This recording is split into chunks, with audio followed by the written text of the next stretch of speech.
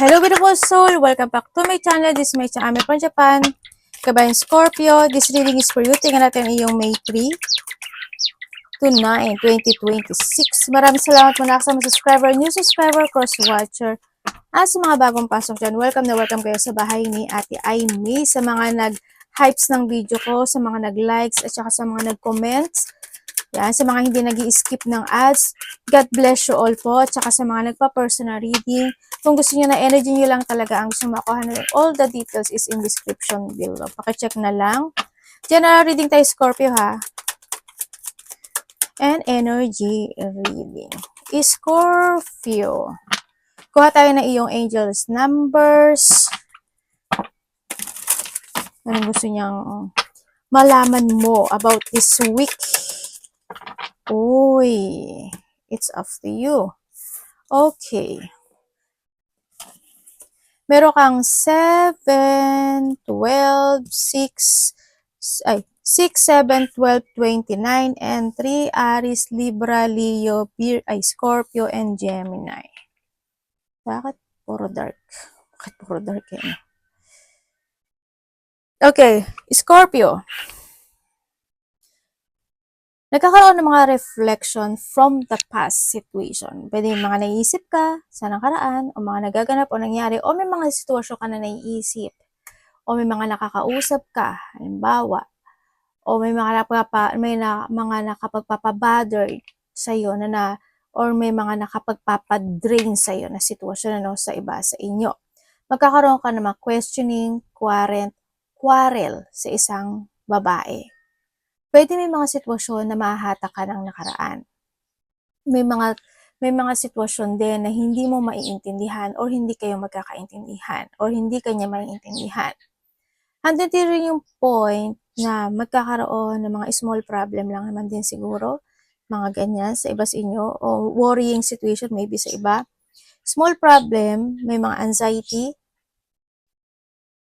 mayroong mga pagkabalisa ka na mararamdaman, or nahandun yung point na mayroong taong pinag-uusapan ka or chismoso o chismosa. Tapos ikaw pala yun no? Tapos nakikisawsaw ka dun sa chismis. Sabay ganun no? Okay, iba naman sa inyo is meron kang maiisip or na either makaka-feel ka ng excitement dito or may mga excitement na sitwasyon na mangyayari. Sa iba naman sa inyo is magulo yung isip. Parang nandun sa point na yun. May mga time daw na malilito ka. Magkakaroon ng doubt and worrying. Magkakaroon ng mga pag-aaninglangan or may mga kawalan ng katiyakan na sitwasyon in life. Mga ganong sitwasyon. Bakit ganito? Energy mo. Hindi maganda. Okay ka lang ba? O baka may worried ka lang. And then also, mag-ingat ka rin sa mga tukso. Ganyan. Maraming klaseng ibig sabihin ng tukso ha. Halimbawa, may tao na nagsasabi sa'yo ng ganito, ganyan, ganyan. Then, naniwala ka na tukso ka. Akala mo tama yun, diba? Pero mag-ingat pa rin kayo. No? May tao na nagsisinungaling or magsisinungaling. Sana hindi ikaw ito. And then also, ang nakikita ko rin dito sa iyo is medyo yung energy mo kasi is a moody, no? Nagiging moody. Siguro minsan okay, minsan hindi. Tapos o kaya iba sa inyo platted na hindi okay. Mga ganyan. Pwede rin kasi na hindi ka gano'n nakapagtutulog. Kaya ganito yung energy mo, nagda-dark. O kaya is may mga sitwasyon na nakapagpapadrain or boring sa'yo. Kaya nagiging dark. O kaya kulang ka sa tulog. Mga ganyan. Kaya nagaganito siya. Mag-ingat ka sa mga tao na may pangliling lang kasi. Pangliling lang, mangliling lang, lililangin ka, o maliling lang ka. Kaya, ang pinaka-the best dito is mag-trust ka sa intuition mo. Basta ikaw naman kasi ang mag-ano nito ikaw yung mag-manage nito No? Control yourself. Ganyan. May tao na hindi pwede pagkatiwalaan na. Alam mo ba, may mga travel, either may mga pag-uusapan kayo related to a traveling, ganyan, malayo man o malapit. Tapos yung iba naman sa inyo is may mga pag-uusap related to a vehicles, ganyan. Hindi ko alam kung ano yung bakit may vehicles, bibili ka ba ng vehicles, papagawa ka ba ng vehicles, nagtitinda ka ba ng vehicles, or may mga situation about vehicles. Basta may gulong. May ganun yun. Yun ang nakikita ko sa iba sa inyo. Sa iba naman sa inyo is may tao na may distance. Either ikaw yung di-distance or siya yung di-distance or magkakaroon ng distansya. For a better or for a while. Parang ganon. Sa iba naman sa inyo is may tao na ko-connect sa'yo in a distance. Ikaw yung ko-connect sa kanya o siya yung ko-connect sa'yo. Pero, hindi ko alam kung magkakaroon ng deadmahan o ignoring. Parang ganun. Vice versa. Pero kung titignan ko dito, mayroon ka daw i-ignore or may someone's ignoring. Parang ganun. Ako nakikita. May mga ganun sitwasyon eh. And your angels. Or pwede rin kasi na i-ignore mo yung mga tao na chismosa, di ba? Or wag ka na rin makasausaw. Ganyan. Okay? And meron kang energy level. Baka nakakita ka ng repeating numbers. 2121, 2112. Ang galing oh. Puro ang galing ah. 3, 6, 6, 6, 6 oh. 6, 6. Oh, 6. Tapos 4. 2 plus 2, 4. 2 plus 2, 4. 4. Meron kang 4, 4, 4, 4. 6, 6, 6, then 10. Okay. Uy, 10 din oh. Okay. When it comes sa Scorpio, nagkakaroon ng mga energy level. Kumbaga, nasa sayo, no? Kasi we have it's up to you. Ibig sabihin, it's up to you kung gusto mo, magkakaroon ka ng pagbabago, change of decision, or magmumove ka.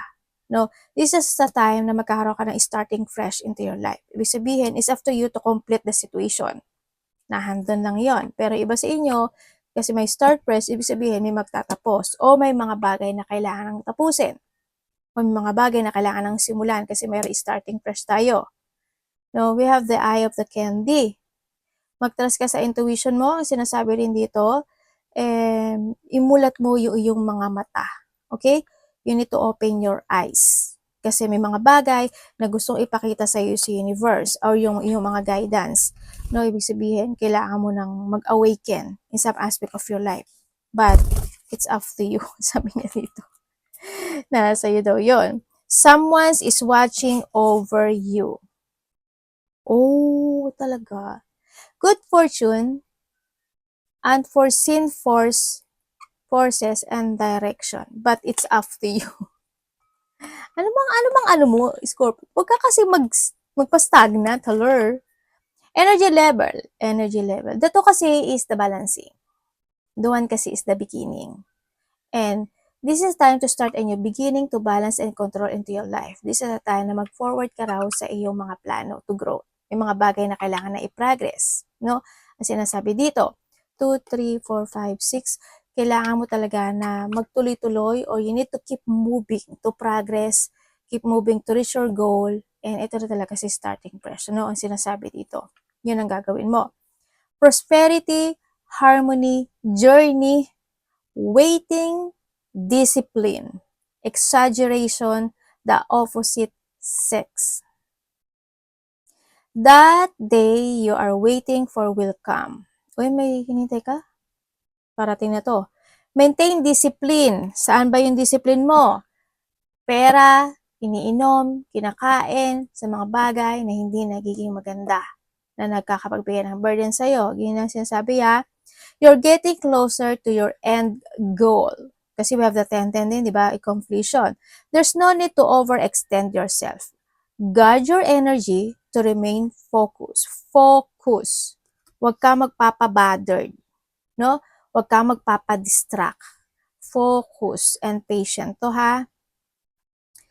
It will pay off. It's a climb.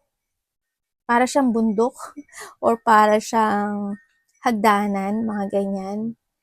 And not an elevator ride. Trust in you. Mag-trust ka sa sarili mo. Hindi lahat minamadali. Hindi ang elevator na biglang pag sumakay ka, boom! No. No. Kumbaga, level by level. Level 1, level 2, level 3, level 4. Nandun yung point na yun. Kaya kung kumbaga sabi ko sa energy level is, kailangan mo talaga na mag-focus, be patient, give more effort and hard work, and this is the time to innovate, and this is the time to step in up. Okay? Nandun yung point na yun. Kaya, it's up to you. Kasi, kailangan mo na may mga bagong direksyon na darating sa'yo or kinakailangan mo na talaga na mag-umpisa talaga. Tingnan natin energy mo. O may mga bagay kang umpisan, energy ni Scorpio. Eh, nahandyan ka kasi anak, at nangyaan si mami. At siniti. Naman, galit talaga siya. Nasa, ano ko kasi siya. Ay, baluga. Teka lang. Tamo, nakaharang ka tuloy, hindi maano ni mami. Nakreklamador si mami eh. No? Sorry ah. Energy mo. Thank you po. Your energy. Okay, energy mo is nandito ka sa sitwasyon mo na meron kang mga pag-iisipan eh. May mga pag-iisipan ka daw na taong malapit sa'yo. O taong mga nakakonect sa'yo. Ganyan. Yung nakita ko sa energy. Andito rin yung point of energy mo na parang meron kang naiisip na kahilingan o may mga iniisip ka na gusto mong mangyari in life. Mga ganon. Andun yung point na may mga bagay ka doon nasisiyasatin, sinisiyasat, naghahanap ka ng katotohanan, dapat ba ganito, ganun, ganyan, ganun, ganun. Magkakaroon ka ng mga urong-sulong na sitwasyon, yung mga situation mo, magkakaroon, energy mo, yung mga pagmumuni-muni na situation, ganyan. Sa iba naman sa inyo is, yun nga, naghahanap ka ng mga something situation to resolve parang o to recover mga ganong sitwasyon. Nakikita ko rin sa yung energy, but still naman, you try to make it balance naman din yung sitwasyon mo, no? Pwede may mga naiisip ka na ikaka-excite mo o may mga malalaman ka na ikaka-excite mo, mga ganyan.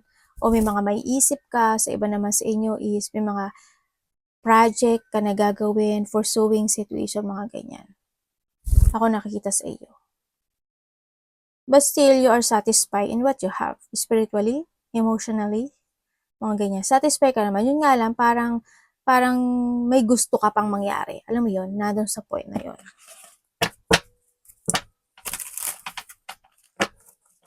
Pwede rin na na nagpupuyat ka ba? Kasi yung mga ganun sitwasyon nakikita ko sa iyo. Ang parating kay Scorpio. Parating kay Scorpio.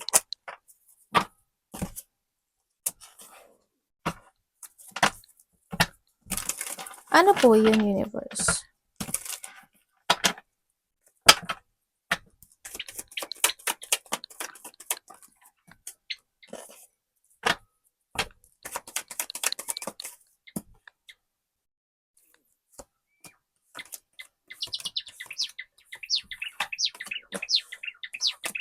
Ay, may ano ka. Okay. Okay, parating sa iyo. May malalaman ka daw na lihim. Sabi dito. May malalaman ka na lihim. Sa iba naman sa inyo, ang parating sa inyo is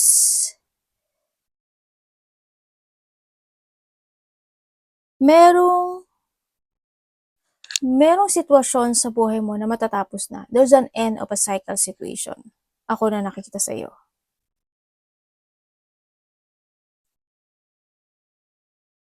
Yun na nakita ko Pwedeng sa family mo, pwedeng sa mga connection mo, or pwedeng sa iyo. Ganyan. Halimbawa, tapos ka na sa ganito, tapos ka na sa utang, tapos ka na sa ganun, ganyan. May mga unexpected change happen into your life. O may mga na maiisip ka na changes to move forward. Pwedeng na sa point na yun. Also, parating sa'yo, may mga transformation, may paglipat. Hindi ko alam in what way yung paglipat.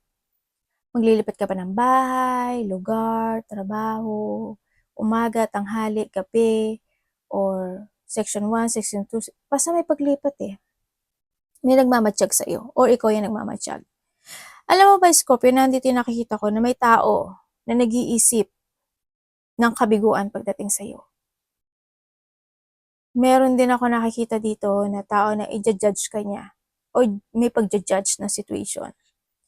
Meron din ako nakikita na hindi totoong chismis, kumbaga gawa-gawa na pinagchichismisan. Kasi there's an evil gossip, kumbaga.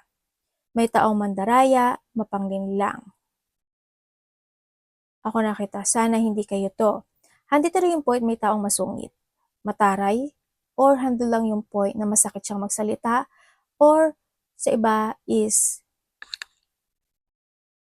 ano ba tawag ito? Magaspang?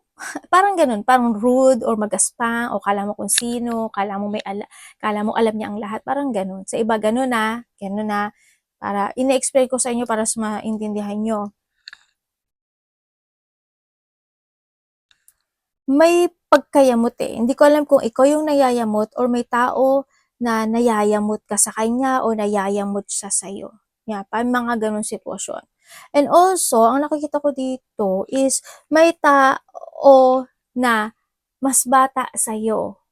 Na parang hindi ko alam kung maglalambing ba siya sa'yo or mahihingin siya sa'yo or hihingi siya ng tulong sa'yo or tutulungan mo siya or may ibibigay ka sa kanya. Mas bata to sa'yo. Yun ang nakikita ko. And then also is may mga tao or may taong galit. Yun ang nakikita ko. May tao na may dark thoughts sa'yo.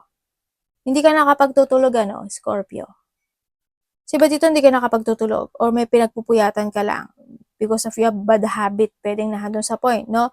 Baka palapuyat ka talaga o may mga bad habit ka na ginagawa. Sa iba sa inyo, may naninigarilyo. Oy, dati huminto ka na no? Pero huminto na to pero nanigarilyo uli. May naninigarilyo. Sa iba naman sa inyo is, yun nga, baka may insomnia kayo, may mga migraine, or may mga mapapanaginipan daw kayo na medyo hindi nyo maiintindihan. Tapos iba sa inyo, may mapapanaginipan kayo na tao na nawala na. O diba, mahilig talaga manakot si ate. Tapos, may iba naman sa inyo is may mga sitwasyon na mahata ka ng nakaraan. Stagnant ka, hindi ko alam. You're feeling trapped, you're feeling stagnant. Yun nakita ko sa inyo. Bakit? Pero alam mo, meron kang may good news may good news or may good news ako nakikita sa iyo or ano tawag ito? Achievement and fulfillment. Yan. Alam mo ba na may mag-open up sa iyo? May tao na mag-open up or may tao na magsishare siya ng problema sa iyo or ikaw ito sa kanya. Vice versa. Sa iba naman dito is may tao na makipag-reconciliation sa iyo. Or ikaw sa kanya. No? Sa iba naman sa inyo is may mga bagay daw kayo na hindi nyo madesisyon-desisyonan. Or hindi nyo ma-action-actionan. May nag-i-ignore talaga dito. No? Or pwedeng may tao dito na may nagsisinungaling din eh. May tao na either ayaw mo siyang kausapin o ayaw kanyang kausapin. Dapat iwasan ni Scorpio. Anong dapat iwasan ni Scorpio this week po? Ano ka, no? May dinadamdam ka. O damdamin ka? Kasi iba dito medyo sensitive ata or may mga dinadamdam na sitwasyon.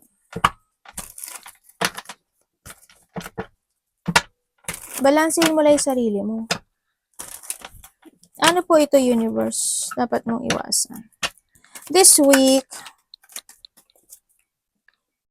okay, dapat mong iwasan this week. Ano yan? Makate? Halika dito. Halika to, mami. Okay, dapat mong iwasan. Yung mahata ka ng nakaraan. Yung hindi ka magkaroon ng, hindi ka makapag getting over or umalis o mag-let go sa isang sitwasyon mo. Ganyan. Na hindi naman makakagot sa'yo. Iwasan mo yung bahala na situation. Iwasan mo yun. Bahala na. Mga ganyan. No. Iwasan mo, syempre hindi ka mag-keep ng money, hindi mo alagaan yung sarili mo, kailangan mo rin kasi ng self-care, ganyan. Iwasan mo yung mga tao na kung ibubuli ka nila o kaya makikisawsaw ka sa mga bullying situation, makikachika-chika ka, gano'n na kung ano mga bad things na yan. Iwasan mo rin, syempre, yung mga bagay na tao na hindi naman sila supportive sa'yo, tapos suporta ka ng suporta. Iwasan mo rin yung bigay ka ng bigay din or suporta ka ng suporta. Kasi at the end, wala eh. Pero alam ko naman na hindi ka humingi ng kapalit. Alam ko naman yun. Pero balanse lang, no? Balanse lang. Yung hindi ka makapag-focus, iwasan mo. Yung mga taong gagamitin ka lang, iwasan mo. Yung mga tao na hindi na kayo magkakasundo, iwasan mo. Maybe in a divine timing, malay mo, di ba, maging okay ang lahat. Ganyan. Magka-self doubt sa sarili, o kaya mapanghinaan ng loob, ganyan. Or ma-low of confidence, hindi makapag-focus, umiksi ang pasensya. Yan ha, kailangan i-reverse mo lahat yon, no? Habaan mo yung pasensya mo, control yourself, focus, no? And be patient. Talaga. Love, kapatid, anak, magulang, karelasyon, kaibigan, pamilya. Scorpio. Love po.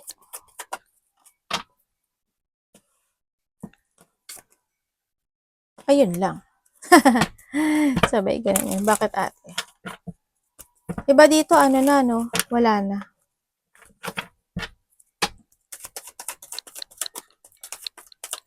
When it comes sa love,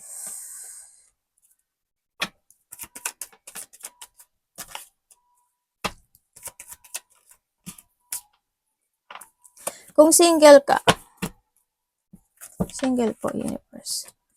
Kung single ka, is may makikilala ka na tao na either in a relationship or may family. Or ikaw ito. Isa, dalawa? Yun ang nakikita ko. Pero nasa iyo to. Pero isa dito, hindi interesado sa iyo. Ay, sabay ganun. Or hindi ka interesado, vice versa. Parang nasa. Pero nasa iyo pa rin yan. Kung kayo is nagkahiwala na, iba dito kasi is wala na talaga siya. Kinuha na talaga siya ni Lord, no? Yun. Kung kayo is nagkahiwala, yes, you give your all or you give your patient, tinulungan mo siya, inalagaan mo siya, minahal mo siya, kahit na minsan nire-reject ka niya, kahit na minsan nagkakaroon ng dissatisfaction, no? Nandun yung point na yun. Pero pinahalagahan mo siya. Binigay mo talaga yung full of effort and tulong mo sa kanya. Kaso, wala talaga, no? Kumbaga, bumalik siya sa dating siya. Kung naging babaero o lalaki ro siya, na sinabi niya hindi na siya ganun, well, ganun talaga siya. Yun na siya, kumbaga. Yun na nakita ko, no, sa iba sa inyo. Nagkaroon na attraction sa iba. Kung kayo naman is may third party relationship, yes, aware ka naman daw na may third party talaga. Yun nga lang, siguro nga may mga anak kayo sa iba, isa, dalawa, baka may anak kayo, diba? Wala tayong magagawa doon. Nasa sa'yo naman din yung desisyon na to. Yun. Ang sinasabi sa inyo.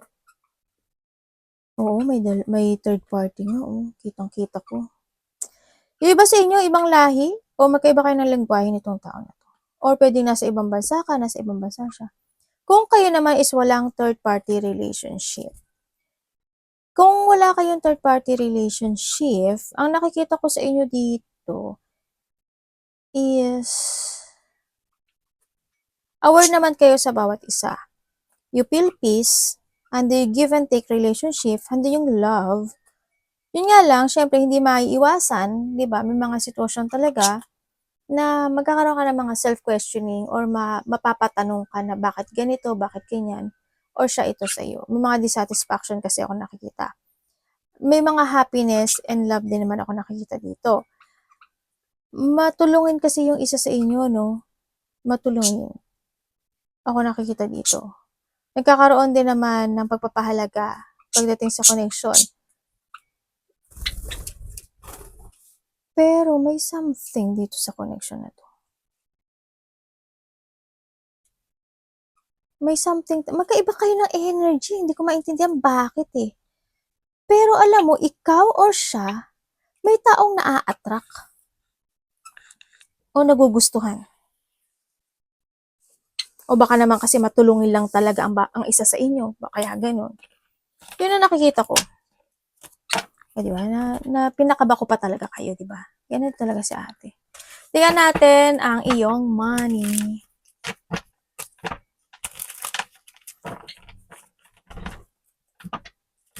O yung iba sa inyo, lumulobo. Lumulobo. Sabi, hindi ate, lobo na talaga ako. O, di ano gagawin nyo ngayon? Basta alagaan nyo lang yung sarili nyo, ha? Money po.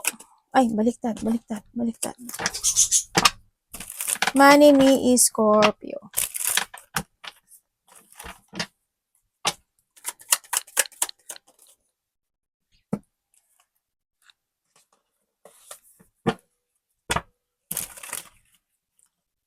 Money po niya. Wait, ano ba yan?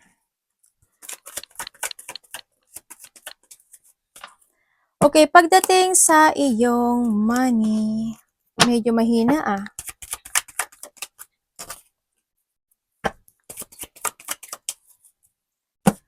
Okay, may magician ka pala. Okay, pagdating sa iyong money, minsan minsan naman okay, sa nakikita ko ito, minsan lang nagiging disorganized, sa iba. Minsan mahina eh, hindi ko alam why, matumal ba, o konti lang ba yung pinasok mo, mga ganyan. Yun na nakikita ko dito. Pwede rin kasi na, iba sa inyo, wala ka na talagang trabaho, ganyan. O baka may tumutulong na nagbibigay lang sa'yo, o may natatanggap ka lang, pwedeng na doon sa point na yun.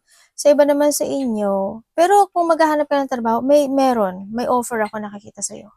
Pwede dalawa ito, no? Kung may trabaho ka na, pwedeng nakakapagkaroon ka pa ng idea na isa pang pagkakaperahan. Pwedeng na doon sa point na yon. Sa iba naman sa inyo, kung magka-apply kayo ng trabaho, yes, may nakikita akong offer sa iba sa inyo na makakatrabaho kayo.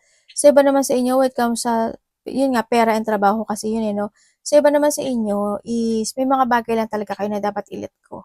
Siguro, pag may nagustuhan kayo, naging interesado ka, bili dito, labas agad, no? Kaya ingat na lang din kayo. Be responsible na lang din. So, nakita ko ito. Pagdating sa pera, meron akong tao na nakikita na hindi siya pwedeng asahan o hindi siya pwedeng pagkatiwalaan. Hindi ko alam sino. O kung may mga mangungutang, wag na lang, no? Kasi hindi good eh. Hindi ko nakikita yung good. Basta maging responsable lang kayo dito. Iba dito may paghihintay o pagdadalawang isip. Tsaka mag-focus kayo. Alam mo ba na magkakaroon kayo ng pagtatalo sa pera? Hindi ko alam kung may makakaaway ka sa trabaho or magkakaroon kayo ng hindi pagkakaunawaan na connected ang pera. Or pwedeng tampuhan lang, no? Ganyan. Pwedeng na doon sa point na yun. Yun na nakita ko. Ingatan mo yung pera mo. Kumbaga na din yung point na medyo sobra-sobra yung bigat na mararamdaman mo daw. Hindi ko alam why. Pero mabigat yung energy na nakita ko. Magplano kang maigi pagdating dito. Huwag ka lang manifest ng manifest. Kailangan mo rin mag-action, be creative, mga ganyan. Yun. Arigato naman si God bless.